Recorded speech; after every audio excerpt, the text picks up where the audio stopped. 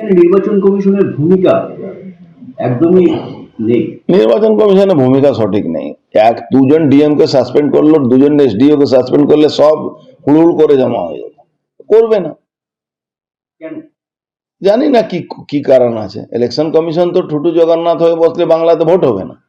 Mamata Banerjee ED কে ঘরের থেকে I-PAC এর বাড়ি থেকে, আইপ্যাক এর অফিস থেকে ফাইল নিয়ে চলে আসার পরে আপনি কি ভাবছেন মমতা ব্যানার্জি ভোট করতে দেবে? মমতা ব্যানার্জি প্রত্যেকটা বুথে বুথে ওর পুলিশ আর গুন্ডার আগে প্যারামিলিটারিকে মারবে। তো যদি ইলেকশন কমিশন বাংলায় সুষ্ঠু ভোট করাতে চায় তাহলে ইমিডিয়েট এই ইস্যুতে যে ডিএম, যে এসপি, যে পুলিশ অফিসারের সামনে এই ঘটনাগুলো ঘটেছে তাকে সাসপেন্ড করা উচিত। এরা কিন্তু একাধিক বিএলওর বিরুদ্ধে অভিযোগ তুলেছে, এফআইআর দায়ের করতে বলেছে, কিন্তু সেটা হয়নি।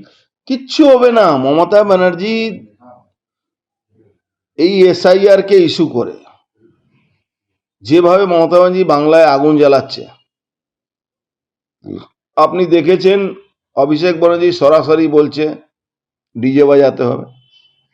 যারা 7 নম্বর ফর্ম নিয়ে যাচ্ছে তাদের ওখানে ডিজে বাজাতে হবে। রবীন্দ্রসঙ্গীতের সাথে ডিজে। হ্যাঁ, রবীন্দ্রসঙ্গীতের সঙ্গে ডিজে বাজাতে হবে। তো ডিজে উনি শুধু বাজাতে পারেন এরকম কোনো ব্যাপার নেই, কিন্তু কিছু গাধা ওই জেহাদিরা আছে, তারা ও কথা নাচানাচি করছে। কিন্তু এই জেহাদিরা ক্ষমতা বিজেপি আসার পরে এই জেহাদিরা বাংলাদেশ পালাতে হবে, পাকিস্তানে চলে যেতে হবে, এটা এরা বুঝতে পারছে না। তখন এই ব্যানার্জি পরিবার এদেরকে ছেড়ে সোজা আমেরিকা পালিয়ে যাবে। কালকে বারাসাত থেকে অভিষেক বলেছেন যে তারা অর্ধেক কাজ করে দিয়েছেন, সুপ্রিম কোর্ট তাদেরকে। দেখুন, অভিষেক ব্যানার্জির অবস্থা এই আছে কি আঙ্গুর যখন পাওয়া যায়নি তখন আঙ্গুর খাটে। তো অভিষেক ব্যানার্জি কালকে নিজের হাল দেখেছে। বারাসাতে মিটিং করে কত লোক ছিল ওর প্রোগ্রামে, সারা জায়গা থেকে জিহাদি মুসলমানদেরকে তুলে তুলে নিয়ে আসার পরেও লোক হয়নি। ও অ্যাকচুয়ালি সব ডিএম যেখানে থাকে তার আশেপাশে প্রোগ্রামগুলো করছে। সরকারি পয়সা সে র্যাম্প তৈরি হচ্ছে, সরকারি পয়সার ব্যবস্থা করা হচ্ছে, মানুষ যাচ্ছে না। ওই জিহাদি কিছু সংখ্যক আছে ওই উত্তর 24 পরগনা, দক্ষিণ 24 পরগনা, এইসব জায়গাতে হুগলি কিছু পাবেও জিহাদিরা। এখানে একটু আইএসএফ সেরকম বিশ্বাস অর্জন করতে পারিনি মুসলমানদের, কিন্তু হুমায়ুন কবির ওর কফিনে পেরেক ঠুকে দিয়েছে। আর ডিএমদেরকে চাপ রেখে টাকা তোলা, এই ভোটার লিস্টে গড়বড়ি করা, ভুলভাল কাজ করা, এইটা নিয়ে যে ও করছে। নানুরের তৃণমূল পার্টি অফিসের মধ্যে ঢুকিয়ে রিন্টু পালকে, স্বয়ংসেবক সংঘের সদস্যকে যেভাবে হুমকি দিয়েছে, মুচলেখা দিয়েছে এবং ভিডিওতে বলাচ্ছে, সেই ভিডিও ভাইরাল হয়েছে।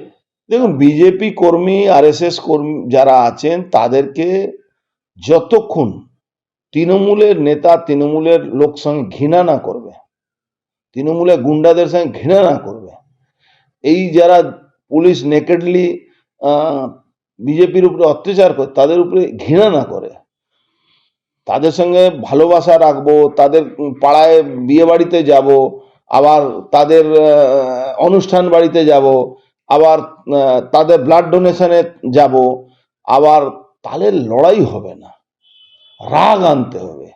তৃণমূলের বিরুদ্ধে রাগ আনতে হবে, ঘৃণা আনতে হবে। যতক্ষণ আপনি রাগ আনবেন না মনের মধ্যে ততক্ষণ আপনি লড়তে পারবেন না। এটাই মানে সাইকোলজি আছে। ব্যারাকপুরে তো হিন্দু সংগঠনের বেশ কিছু নেতা তৃণমূলের প্রোগ্রামে দেখা যায়। সে কে কোথায় যায় আমি তাই নিয়ে ভাবছি না। আমি বলছি সবাইকে তৃণমূলের বিরুদ্ধে। এটা ভাবতে চলবে না কি তৃণমূলের গুন্ডা, তৃণমূলের নেতা যারা লুটপাট করছে সে হিন্দু হলে সে নাকি হিন্দু আছে, ওটা ভাবতে হবে না। সেরা হিন্দু নয়, তারা অলরেডি কলমা পড়ে নিয়েছে।